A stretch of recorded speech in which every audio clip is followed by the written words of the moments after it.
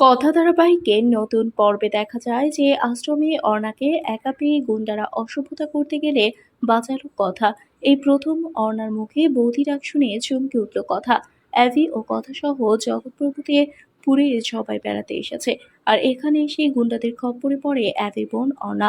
অ্যাভি কি একটা দরকারে বাইরে গেছে। এদিকে কিছু গুন্ডা অ্যাভির বাড়ির মেয়েদের সাথে অসভ্যতা করতে থাকে। অঙ্কিত ও প্রত্যয় এখানে নেই এই মুহূর্তে। সবকিছু দূর থেকে দেখতে পায় কথা। অর্ণার সাথে হওয়া এই সব অন্যায় সহ্য করতে না পেরে নিজেই গুন্ডাদের সাথে মারামারি শুরু করে দেয় কথা। এক পর্যায়ে সেখানে চলে আসে অ্যাভি। অ্যাভিকে দেখে সেখান থেকে পালিয়ে যায় গুন্ডারা। গুন্ডাদের হাত থেকে অর্ণাকে বাঁচানোর পর কথাকে নিজের বৌদি হিসেবে মেনে নেবে অর্ণা। আর বৌদি হিসেবে মেনে নেওয়ার পর অর্ণা কি কথাকে বৌদি বলে ডাকবে? আর যদি ডাকেও তবে কি অর্ণার মুখে বৌদি ডাক শুনে সত্যি সত্যি চমকে উঠবে কথা? বন্ধুরা, কি হবে এবার?